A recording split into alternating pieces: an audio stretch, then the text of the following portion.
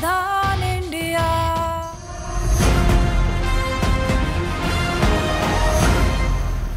Sir ये वो कपड़े हैं जो साहब ने मरने से पहले ने पहना था और मेम साहब ने इनको जलाने के लिए कहा था।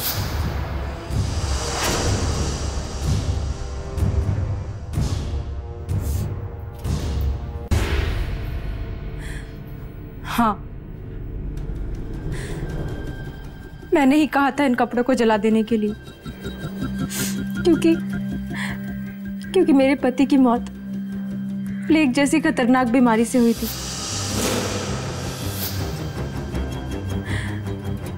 और मैं नहीं चाहती थी कि इस बीमारी का शिकार और कोई भी हो, इसीलिए जलाने के लिए कहा था। लेकिन इसके अलावा मेरा और कोई इरादा नहीं था। ये कपड़े अभी के अभी फॉरेंसिक लैब भिजवाओ और डॉक्टर मजुमदार से रिक्वेस्ट करना, बल्कि ये कहना कि मैंने कहा है कि वो जल्द से जल्द इस एविडेंस को प्रोसेस करें।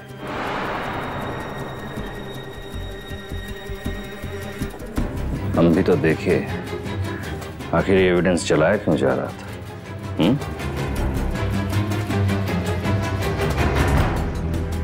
चलो रोमिला देवी, आई होप अब आपको समझ में आ ही गया होगा, जब तक ये केस सॉल्व नहीं होता आप शहर छोड़ नहीं सकती।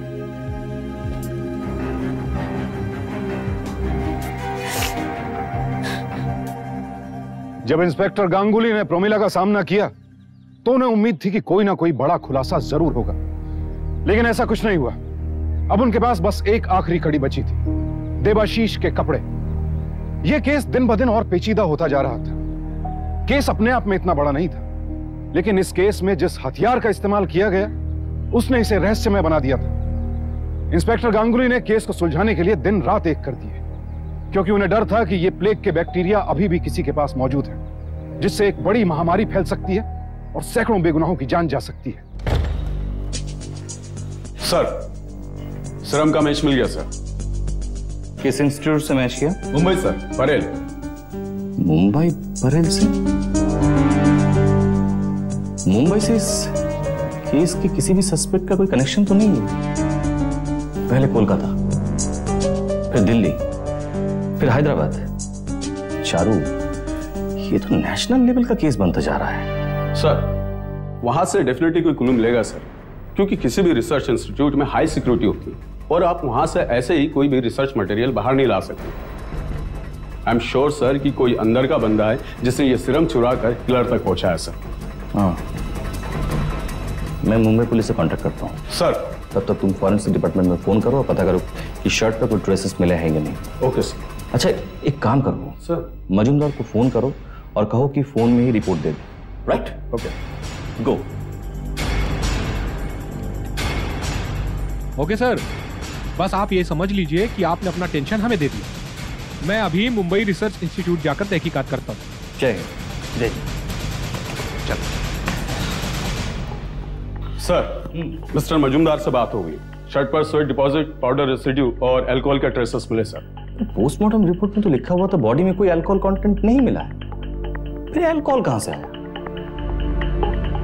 अच्छा चारू, ये वही शर्ट है ना जिसे पहन के देवाशीष जतिन को स्टेशन छोड़ने गया था? सर, कहीं उन्होंने वहां दारू तो नहीं पी थी? एक काम करो, जतिन को बुलाओ, तब तक मुंबई पुलिस रिसर्च इंस्टीट्यूट पहुंच रही होगी, कोई ना कोई खबर आ ही जाएगी। ओके सर, गो।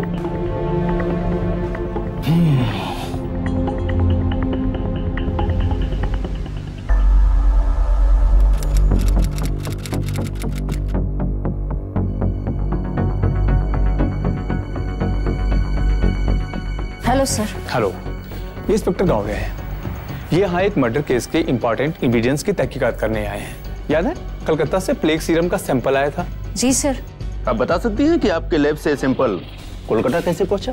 जी मैं तो खुद ही हैरान हूँ जब से मुझे ये पता चला है। ये सोच सोच कर मुझे नींद नहीं आ रही है कि आखिर वो सीरम कोलकाता पहुंचा कैसे, क्योंकि ये सीरम लैब के जिस सेक्शन में है वहाँ सिर्फ 3 लोग ही एंटर हो सकते हैं, सर, मैं और हमारा लैब असिस्टेंट। कहाँ मिलेगा आपका ये लैब असिस्टेंट? सर, आपने मुझे बुलाया? मैंने नहीं, इन्होंने बुलाया है। मी काहीच नाही केलं। बोल बोल, सिरम बाहर कैसे गया? हाँ? बोल बोल ना। अरे बोल ना। बताता हूँ साहब, मैं बाहर लेकर गया था।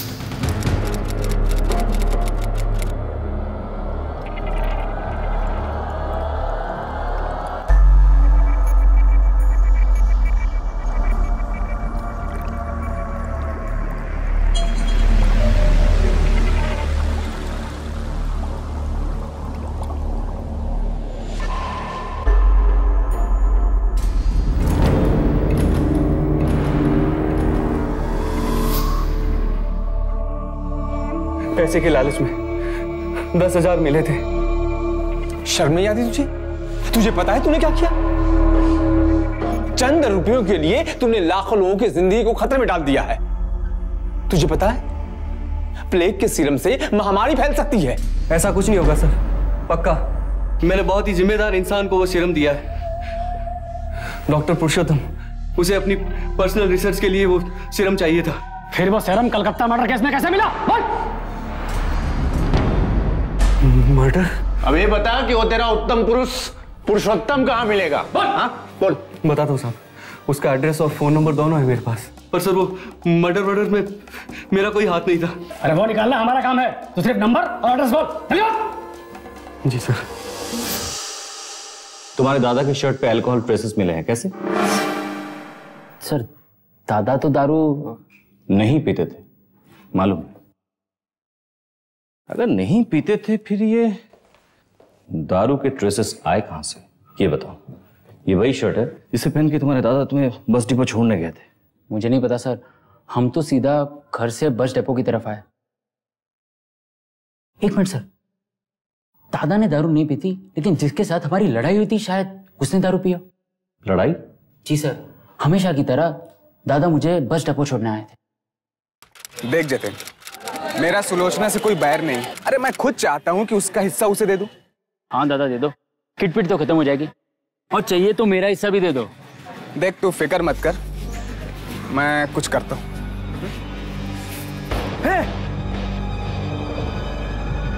देख के नहीं चल सकता क्या?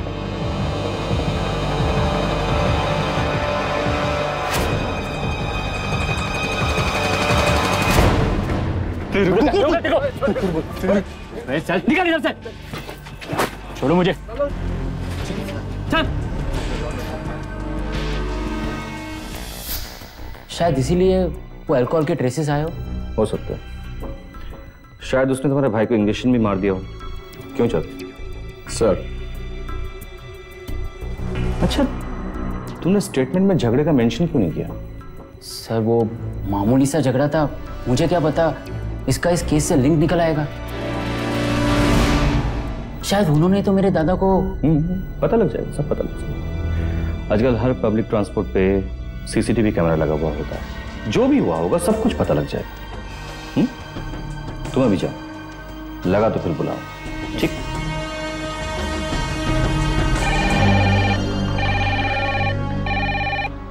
हेलो सर, लैब असिस्टेंट ने जिस डॉक्टर पुरुषोत्तम को सीरम बेचा था उसका एड्रेस और फोन नंबर मिल गया है। ग्रेट, बस हम उसे टेस्ट करने ही जा रहे हैं। Great great great great.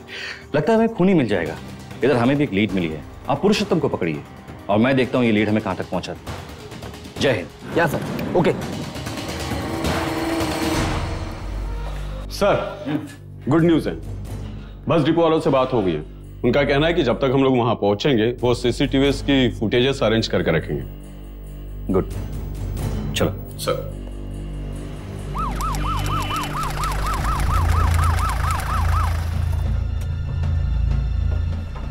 Sir, ये वही जगह है जहां बस डिपो वालों ने सीसीटीवी की फुटेजेस स्टोर करके रखी है।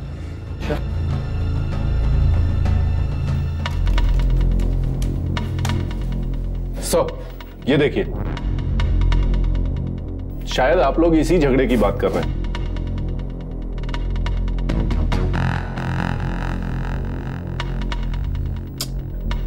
ये ट्रांसपोर्ट वाले भी ना इतने आउटडेटेड कैमरा क्यों यूज करते हैं? आजकल इससे साफ पिक्चर्स तो मोबाइल से आते हैं। एक मिनट।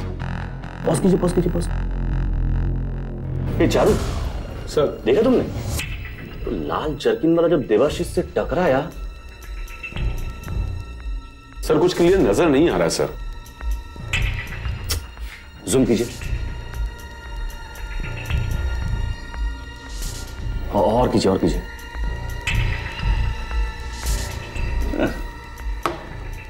कुछ नहीं दिख रहा है साहब, फिर से वहीं आ गए। नहीं सर, एक मिनट, मुझे ऐसा नहीं लगता सर। ये जो है ना लाल जर्किन वाला सर, इसको मैंने पहले कहीं देखा है सर। कहां? याद आया सर, मेरी पिछली पोस्टिंग बसंती पुलिस स्टेशन में थी सर, और ये कई छोटे मोटे लफड़ों में अंदर जा चुका है सर। तुम पूरे विश्वास के साथ कह सकते हो? आई एम 100% श्योर सर, ये वही है। इन टपोरियों का कुछ ना कुछ ट्रेडमार्क होता है सर, मैं पक्के यकीन के साथ कह सकता हूं सर, ये वही है। गुड, ढूंढो उसे, तब तक मुंबई से कोई ना कोई सुराग मिल ही जाएगा। चलो सर।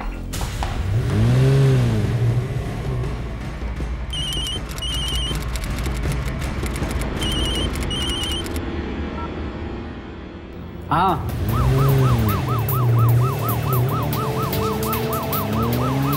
जल्दी से निकलो, मुंबई पुलिस को तुम्हारे बारे में पता चल चुका है। क्या?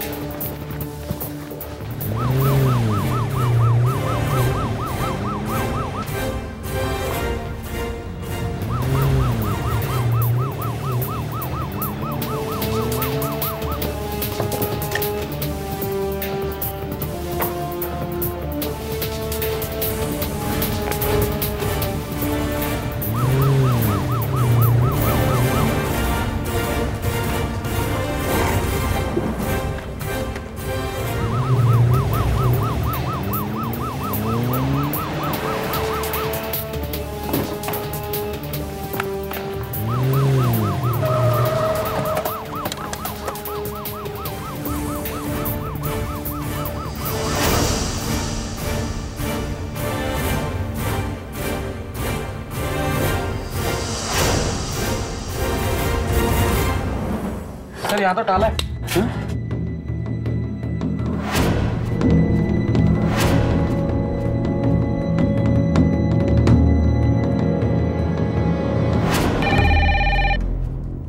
Hello, Ganguly here. मी गावड़े बोलतो। हाँ गावड़े साहब बोलिए। सर डॉक्टर तो भाग गया। व्हाट?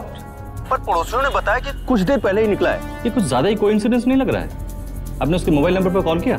सर स्विच ऑफ बता रहा था। गावड़े साहब एक काम कीजिए, मोबाइल कंपनी से उसकी कॉल लिस्ट ट्रेस कीजिए, आपने अब पता लग जाएगा कि आपके आने की खबर उसे किसने दी। ओके सर, मैं भी ट्राई करता हूँ।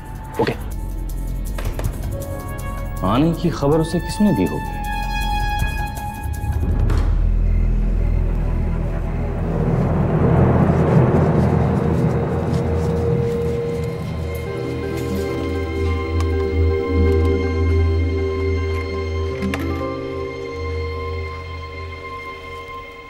है मां, किच्छु खबर? वो रेड जर्किन वाला पपई है सर, बसंती का टपोरी है, आज आया था यहाँ पर।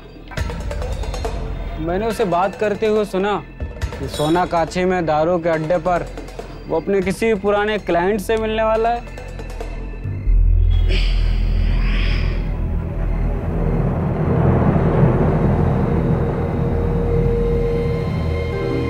सर।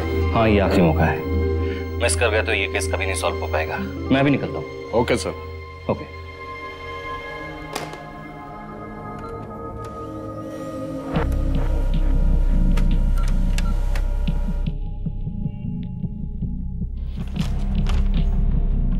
पुरुषोत्तम का फोन रिकॉर्ड, उसके भागने से ठीक पहले किसी ने उसे कॉल किया था। लगता है आज खूनी पकड़ा जाएगा।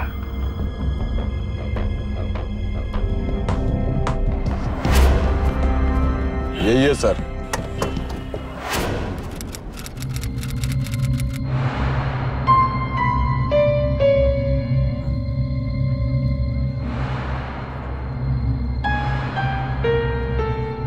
सावधानी से यूज करिएगा, स्ट्रॉन्ग पॉइजन। ए टोपो, मिक्सर ला मिक्सर। मालूम नहीं है क्या, खाली पेट दारू पीने से लीवर खराब हो जाता है। Very good.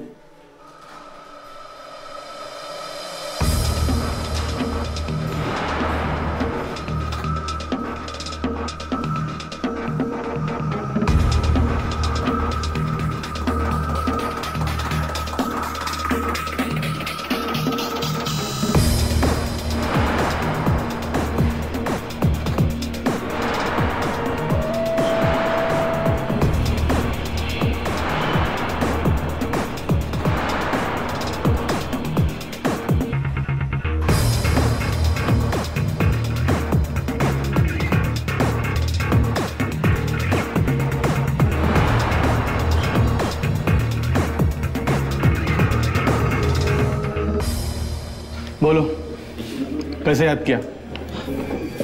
पहले कुछ पिला तो दो यार।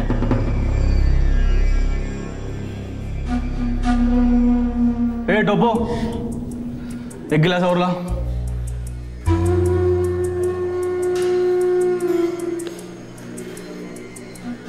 बोलो क्या काम है? हाँ, सिगरेट मिलेगी? सिगरेट तो नहीं है बॉस, माचिस है मेरे पास। तो बैठ, मैं लेकर आता हूँ। सुनो, पूरा पैकेट लेके आना।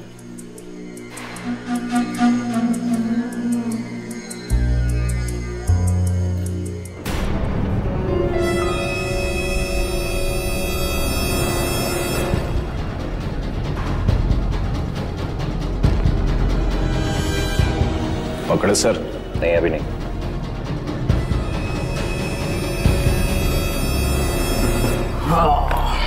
Thank you. Cheers. रुको।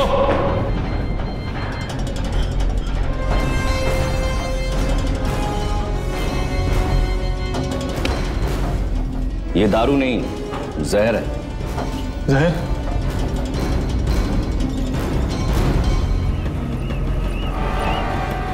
सॉरी जतिन, तुम्हारा खेल खोता हूं।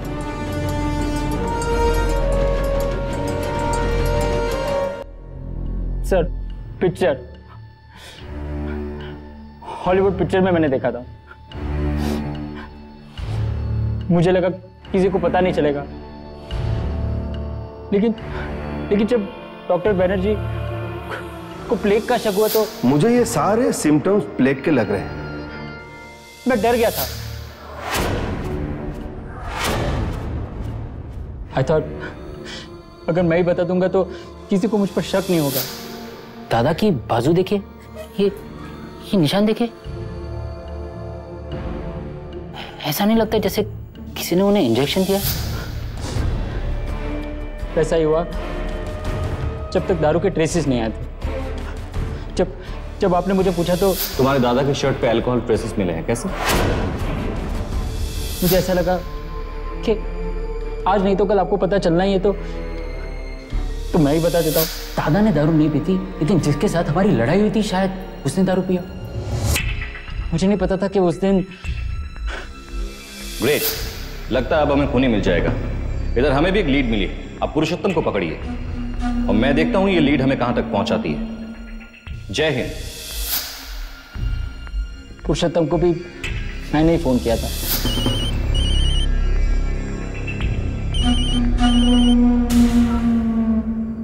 हाँ, क्या हाल है? हाल छोड़ो, जल्दी से निकलो। मुंबई पुलिस को तुम्हारे बारे में पता चल चुका है। बस फिर आखिरी घड़ी बची थी, पापाई। मुझे पता चल गया था कि सीसीटीवी फुटेज को देखकर आप लोग उस तक पहुंच जाओगे।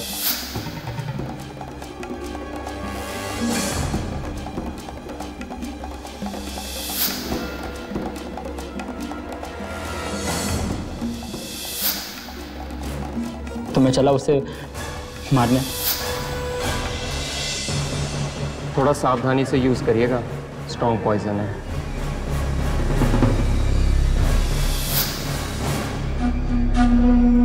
पर जतिन, जायदाद इतनी भी तो नहीं थी, फिर तूने अपने दादा का खून क्यों किया? एमबी होने की वजह से मुझे कुछ पता था जो घर में किसी और को नहीं पता था। बहुत सालों पहले पापा ने ब्लू चिप कंपनी के शेयर्स खरीदे हुए थे। वो कंपनी आज सॉफ्टवेयर इंडस्ट्री की बिगेस्ट चिप मेकिंग कंपनी हो गई है और उस शेयर्स की वैल्यू आज करोड़ों में है।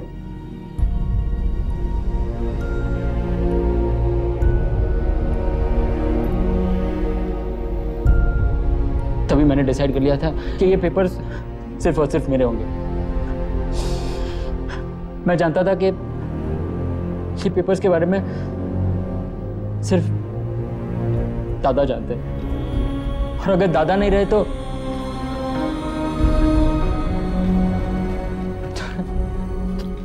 तो सब मेरा हो जाएगा। इसलिए मुझे वो प्रॉपर्टी में भी इंटरेस्ट नहीं था। डॉक्टर पुरुषोत्तम आज भी फरार है। जतिन को अपने गुनाह के लिए आईपीसी के तहत उम्र कैद की सजा सुनाई गई, लेकिन अफसोस की बात यह है कि लालच में आकर एक भाई अपने ही भाई की हत्या कर डालता है। और यह बात सुनकर आज हमें हैरत नहीं होती। आज जमीन जायदाद को लेकर न जाने कितने ही घरों में कितने ही झगड़े चल रहे हैं। ऐसे में हम आपको यही सलाह दे सकते हैं कि सावधान इंडिया।